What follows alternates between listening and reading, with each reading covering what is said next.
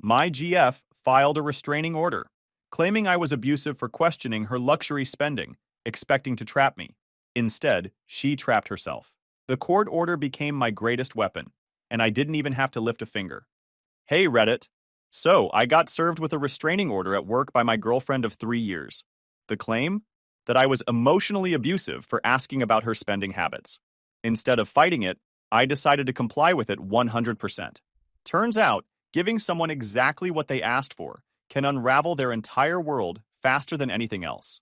You ever get blindsided in the middle of a regular workday, standing there holding a piece of paper that basically says, "Congrats, you're now the villain in somebody's fantasy?" Yeah, that was me. It was a Thursday afternoon. My team was prepping slides for a 3 p.m. presentation, and our receptionist calls me down. Her voice had that tone people use when they don't want to be part of whatever's about to happen. I walk down thinking maybe it's a package. Nope. Guy in a cheap suit is standing there holding papers like it's Christmas morning, and I'm his favorite delivery stop. Evan Torres?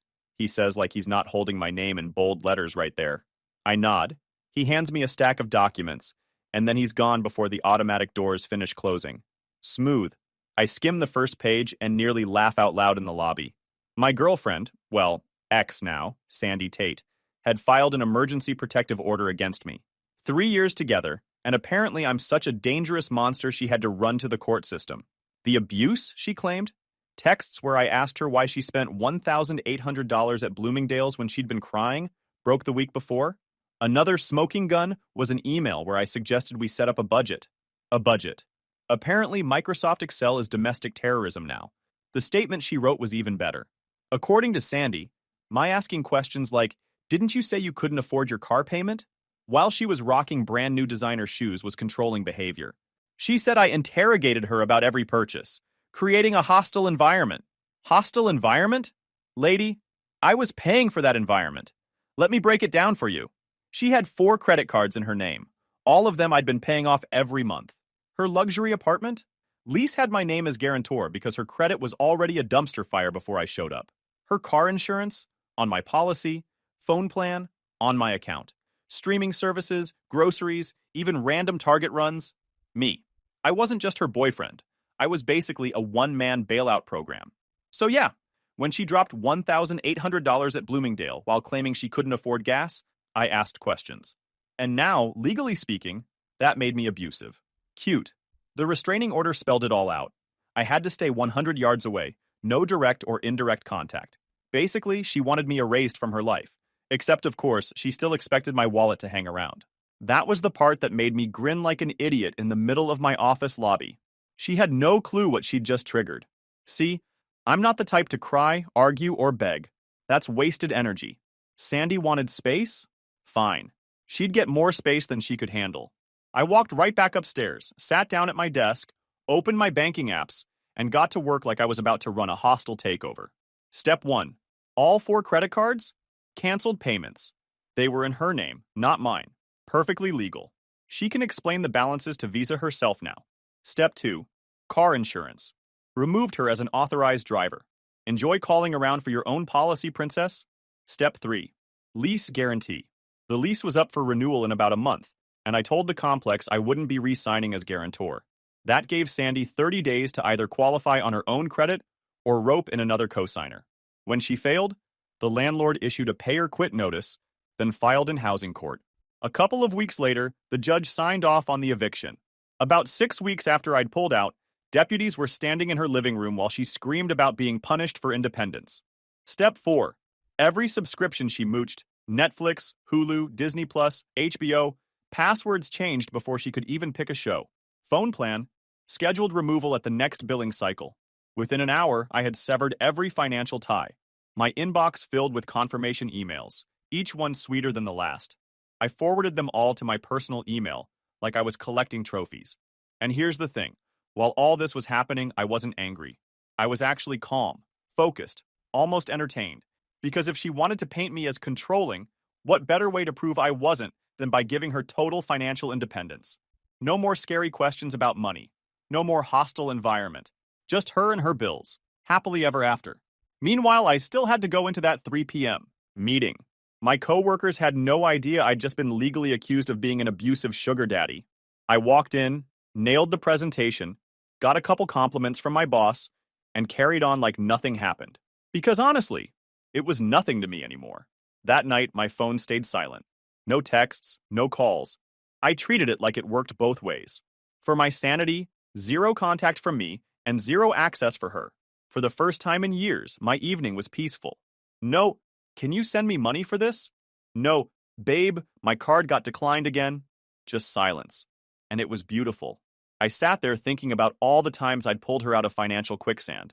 Every time she swore she'd pay me back, but never did. Every time she told me I didn't support her dreams if I asked why those dreams required Louis Vuitton. And now, after all of that, she thought filing a restraining order would keep the free ride going. I almost wanted to send her a thank you note. Thanks for the court-ordered excuse to stop funding your lifestyle. Best legal document I ever got. But I didn't, of course. No contact means no contact. And for once, I was more than happy to play by the rules. Friday morning, I rolled into the office like nothing happened. Presentation had gone great. Boss was happy. Life was normal. At least for me. Apparently not for everyone else. I walk past the break room and hear whispers drop dead silent the second I grab coffee. A couple of coworkers had apparently seen me get served in the lobby yesterday, and now the rumor mill was in full swing. One guy even asked me in this fake, casual tone, "Hey, everything good?" I just smirked and said, "Yeah, better than ever." "Why?" And left him hanging. If they wanted to invent drama, let them. I wasn't going to give them the satisfaction of looking rattled. Confidence shuts people up faster than explanations. When I got back to my desk, I opened my banking apps again. Yesterday was the first round of cuts. Today was cleanup. Auto transfers? Gone. She had 3 of them set up. $300 for groceries, $250 for gas, and $400 that was supposedly for student loans, but magically always went to Sephora. Click, cancel, confirm. It felt like deleting spam emails. Around lunch, my phone buzzed with the first ripple from her camp. Unknown number, but the text was pure Sandy's style. "Can't believe you'd really do this to her. She stood up for herself and you're leaving her with nothing. Real men don't act like this." Screenshot, save, done. Restraining order says no indirect contact. Her friend texting me on her behalf? That's indirect contact. Every one of those little sympathy plays was just more ammo for me later. By mid-afternoon, I got a call from the apartment complex. Adrian, the property manager, had this almost cheerful tone like he'd been waiting to make this call all day. "Mr. Torres, I received your request to withdraw as guarantor. Once your 30 days are up, Miss Tate will need to either qualify on her own or secure a new guarantor." "And if she can't?" I asked, though I already knew the answer.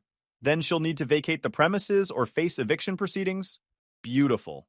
I thanked him, asked for written confirmation, and filed it away with the rest of my digital receipts. Paper trails are my love language. The rest of that day was oddly peaceful. For the first time in 3 years, my bank account wasn't bleeding for someone else's shopping sprees.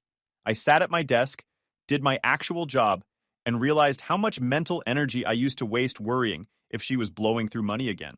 Now, not my problem. The silence from her side was louder than anything, and I enjoyed every second of it. That evening, I treated myself. Nothing crazy. I just stopped at an electronics store on the way home and bought a new set of headphones I'd been eyeing. Funny how easy it is to afford things when you're not covering another adult's designer habit. Walked into my apartment, set them up, put on some music, and cooked dinner like a normal human being. No begging texts, no guilt trips, no drama. Just peace. Saturday morning, the storm clouds started rolling.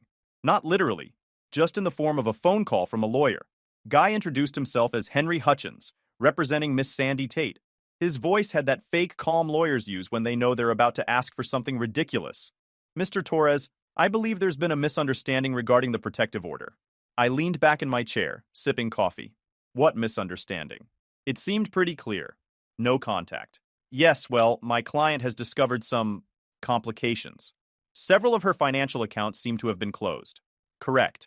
I stopped making voluntary payments on her credit cards. But she relied on those payments. I replied, "Then she should have thought about that before filing a restraining order claiming those payments were abusive." Silence. I could hear him blinking on the other end. Finally, he stammered, "Surely we can work something out." No need. I'm complying fully with the order. No contact, no relationship, no financial support. I wouldn't want her to feel unsafe. The sputtering that followed was priceless. Something about bad faith and retaliatory. I cut him off. Henry, she wanted distance. I'm giving her distance. Isn't that the point? Then I wished him a good weekend and hung up. 20 minutes later, my phone started lighting up again. Friends of hers, numbers I didn't recognize, all sending guilt trip texts. She just needs help until she gets back on her feet. You're ruining her life. My favorite one. You can't just leave her without Netflix. That's cruel. Screenshot, screenshot, screenshot. Every message was basically them admitting she was panicking because the free ride ended. That was the moment it really clicked. She thought this was a game. She thought she could throw legal paperwork at me, keep my money, and still come out looking like the victim. But the thing about playing games with someone smarter than you, they know how to follow the rules in a way that still wins. And me? I was just getting started. Monday morning rolled around and my inbox already had a comedy special waiting for me. Henry, her bargain bin lawyer, had sent over an official letter on letterhead, like he thought paper and a logo would scare me. The demand? Reinstate financial support for a reasonable transition period. Translation? Keep being her ATM while she figures out how to manipulate the next guy. I laughed, drafted a 3-sentence reply, then forwarded it to James to send on my behalf. Per the restraining order, I cannot have any contact or relationship with Ms. Tate. Financial support would constitute a relationship. I am fully complying with the order. Done. I swear I could feel the steam coming off Henry's bald little head when James hit send. That was just the warm-up. Around lunchtime, my phone started lighting up like I'd posted free PlayStations on Craigslist. Random numbers texting paragraphs of nonsense. All different people, all saying the same thing. She just needs a little help until she gets back on her feet. You're really going to leave her with nothing after 3 years? One of them actually said, you can't just take away her Disney Plus. That one almost killed me. Imagine thinking streaming services are a human right. I screenshotted everything. Restraining order says no direct or indirect contact. Her little army of minions texting me counts as indirect contact. They weren't helping her. They were building my evidence folder for me. By Tuesday, it got even better. Her best friend Kate decided to take her pity party public on Instagram. She wrote this long paragraph about how toxic men weaponize money when they get called out for abuse. She even used hashtags like #survivor and #financial abuse. It would have been funny enough on its own, but then she made the fatal mistake. She attached screenshots of Sandy's own text to her. Right there, plain as day, Sandy had written, he canceled everything. I can't even watch Netflix. Another one said, I told you the restraining order would make him pay attention, but now he won't even pay my cards. And the best one, the lawyer says since he's not legally obligated, he can just stop. This backfired so bad. I couldn't have scripted it better. People in the comments started clowning her instantly. Kate deleted the post within an hour, but not before the screenshots made their way to me. I forwarded them to my lawyer with a smile on my face. Free evidence, courtesy of her best friend. That same afternoon, Adrian from the apartment complex called me again. At this point, I almost looked forward to his updates because the guy delivered them with the enthusiasm of someone narrating a game show. Mr. Torres, I'm required to inform you that Miss Tate has not provided alternative qualification or a new guarantor. She has 23 days remaining. I told him to send me written confirmation, which he did. Then his voice dropped like he couldn't wait to spill some extra gossip. Also, she came in with her mother today. There was an incident. Turns out her mom, Donna, tried to forge my signature on the lease renewal paperwork. They had security cameras. They had my real signature on file. And the forgery looked like it was done with a crayon. Their legal department was already sending it to local authorities. I almost felt bad for the poor receptionist who had to watch that circus in real time. Almost. So let's recap where we were by midweek. Her lawyer's begging me to send money. Her friends are accidentally giving me evidence. Her best friend torpedoed her credibility online. Her mom is now potentially facing fraud charges for trying to scribble my name on legal documents. And me?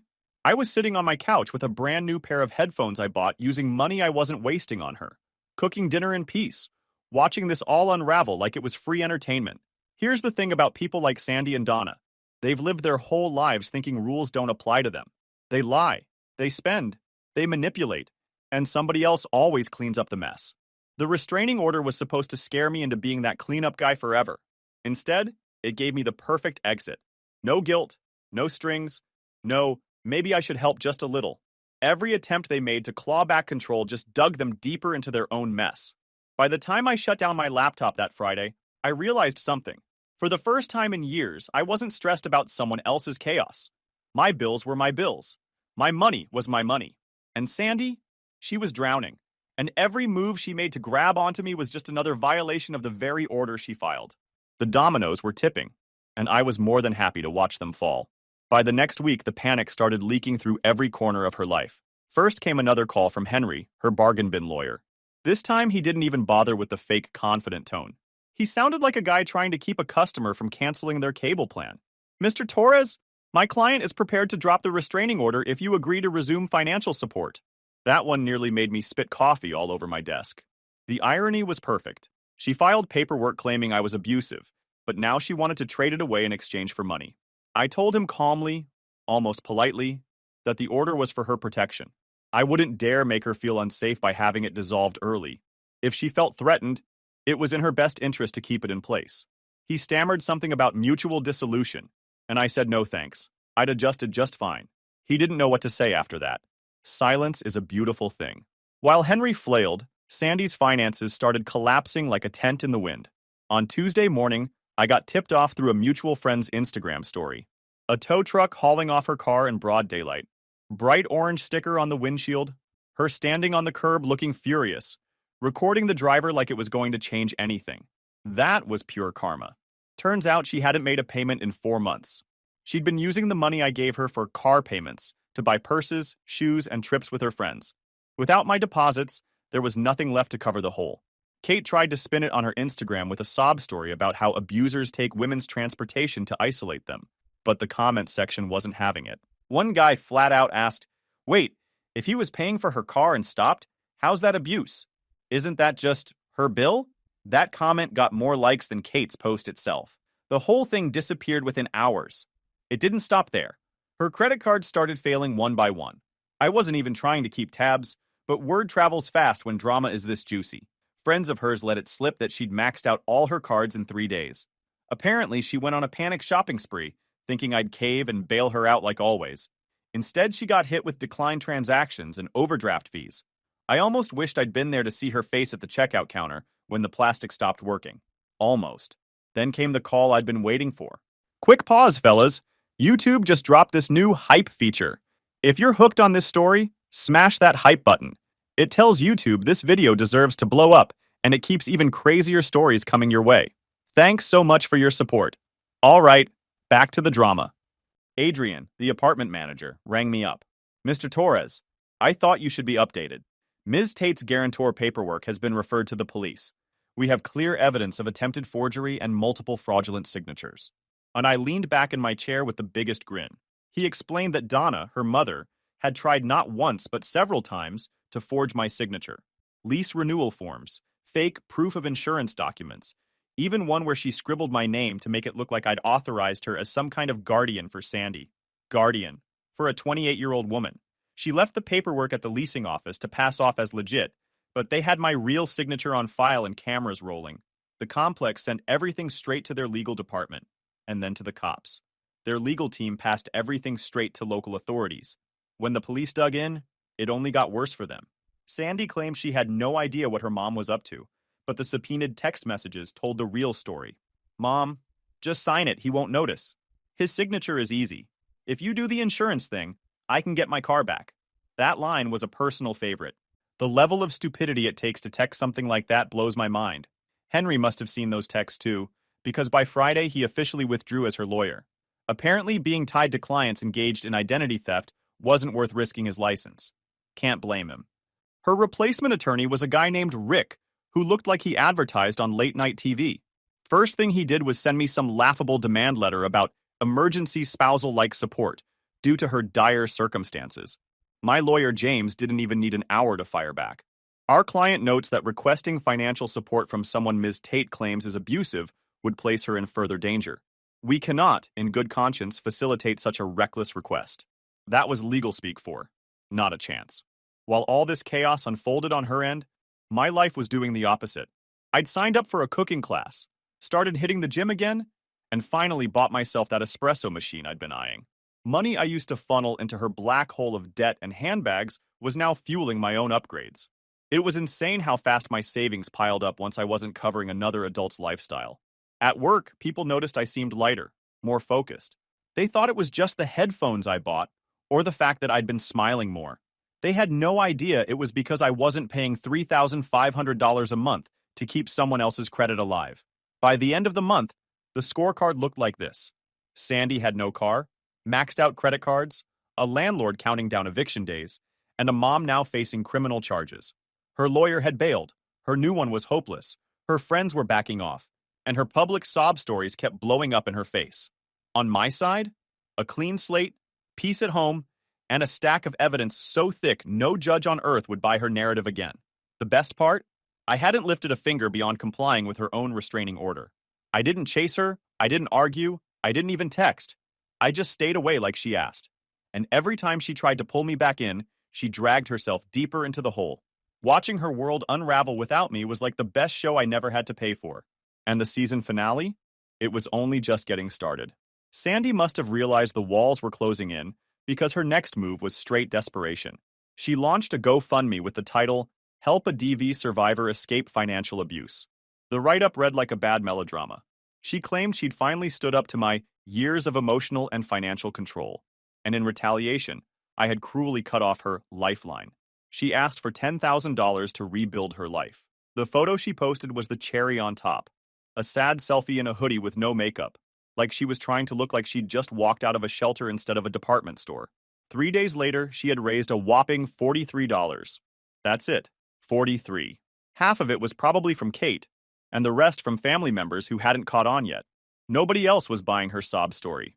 Then the comments section turned into a roast session. Someone dug up her old Instagram posts. Expensive dinners, wine trips, YSL bags, captions like, "Blessed to be spoiled," and "When Bai surprises me with Louis." Her barely surviving narrative didn't stand a chance against screenshots of her bragging about being spoiled. Donations got pulled, the page got flagged, and GoFundMe shut it down for fraud. She went from asking for 10 grand to being publicly exposed as a scammer with less than $100 to show for it. While her fundraiser crashed and burned, her mom was cooking up her own brand of humiliation. Donna showed up to a lease hearing with Sandy and decided she'd speak for her daughter. My lawyer, James, was there and filled me in afterward. He said Donna stood up in the middle of the session, loud and dramatic, claiming, "I only signed those papers to protect my daughter. She deserves stability and a safe home." The judge didn't even let her finish. He shut her down, telling her forgery was a crime, not protection. People in the gallery chuckled, and James said Donna's face turned bright red as she sank back into her seat.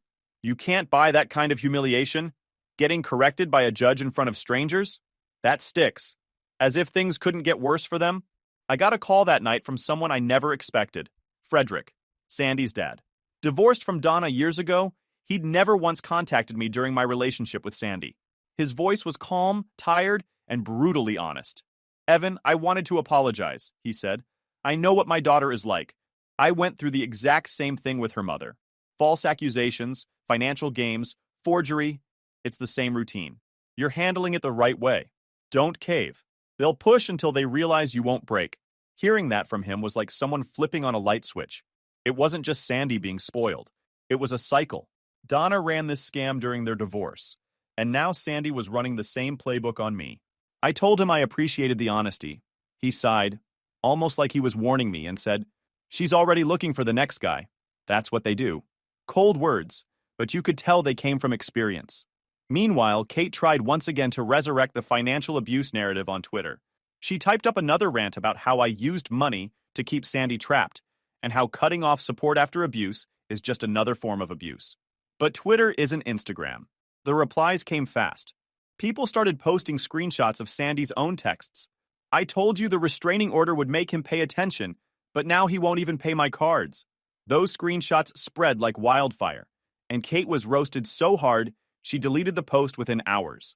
A few people even mocked her, suggesting she start a GoFundMe to cover Sandy's Netflix subscription. The best part?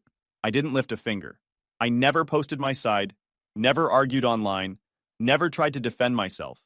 I just lived my life. Signed up for cooking classes, started learning to make fresh pasta, bought myself an espresso machine, and posted a photo of dinner one night.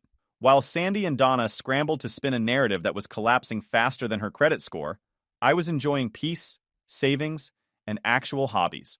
Friends texted me links to her GoFundMe meltdown and Donna's courtroom disaster, asking, "Bro, did you see this?" I shrugged. Not my problem. because it wasn't.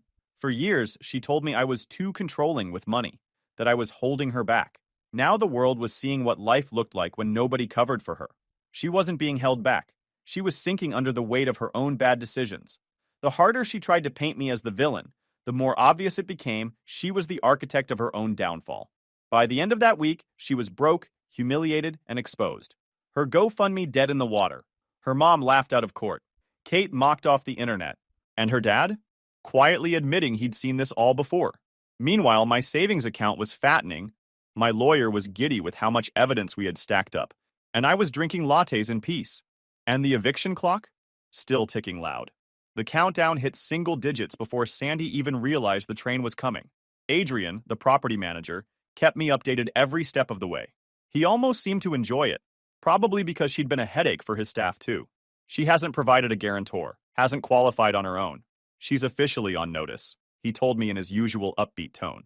That was corporate speak for, she's screwed. Eviction day landed on a Tuesday. I didn't bother showing up, but Adrian called afterward to give me the rundown. It was eventful, he said, pausing like he was deciding how much detail to share. Then he unloaded. Apparently, Sandy refused to pack anything until deputies were literally standing inside her apartment. She screamed about how she was being punished for being independent, which is funny because she hadn't paid a single bill without me in years. Donna was there too, waving her arms like an air traffic controller and insisting this was all a setup. The deputies didn't care. They had a court order, they had a deadline, and they weren't about to argue with two women who thought drama counted as a legal defense. Adrian said the neighbors came out to watch. Some filmed from their balconies. Imagine being the self-proclaimed spoiled and blessed girl on Instagram, only to be escorted out of your luxury apartment by sheriffs while people record it. That was her reality now. Within 48 hours, she and Donna were out, shoved into a cramped one-bedroom in a sketchy part of town. Granite countertops to peeling linoleum in less than a month. I thought maybe that humiliation would cool her down. But nope. A few days later, she tried something even dumber. Day 24, she showed up at my office. Yes, the same office where she'd had me served with the restraining order. Security spotted her immediately. They called me before letting her inside, and I told them to check my file. We already had a standing no trespass note on her. She wasn't allowed on company property, period. What do you want us to do? Security asked. My answer was simple. Better call the cops. By the time officers showed up, she was in full meltdown mode in the lobby, crying, begging to talk, accusing me of destroying her life. The irony was almost painful. She'd filed legal papers saying I was abusive and dangerous, and now she was violating her own restraining order to beg me for help. She was cuffed for trespassing and causing a scene. Judges remember that kind of stunt. My coworkers saw it too. Some asked if it was really her. I just shrugged. I treated it like it worked both ways, but legally it didn't matter. What mattered was she wasn't allowed on company property. Security flagged her, called the cops, and since she refused to leave, it turned into a trespassing charge. She spent the night in jail, mugshot and all. Donna bailed her out the next morning, but they dug themselves a hole they couldn't climb out of. Violating the court's order and trespassing isn't just a bad look, it's a credibility killer. Judges remember that stuff. James, my lawyer, nearly clapped when I told him. She just tanked her entire case, he said. We couldn't have asked for a better development. But Donna being Donna, she didn't stop there. After bailing Sandy out, she stormed around the courthouse like she was rallying for some crusade. She even tried confronting James in the hallway, yelling about how I'd financially abandoned her daughter. James just smiled politely and reminded her she was still out on bail for forgery and identity theft. He said the courthouse staff were whispering about her tantrum all afternoon. Instead of scaring anyone, she looked like a clown. Meanwhile, my life only kept leveling up. I had money left over every month that used to vanish into her endless emergencies. I bumped up my retirement contributions, picked up new hobbies, and even started planning a small vacation for myself. My coworkers noticed I seemed lighter, more relaxed. I didn't tell them the details, just said I'd made some financial changes. They had no idea those changes were basically me cutting a parasite off my account. The contrast was almost too perfect. On their side, eviction, arrest, criminal charges, social humiliation, broken friendships. On my side, upgrades, savings, peace, and freedom.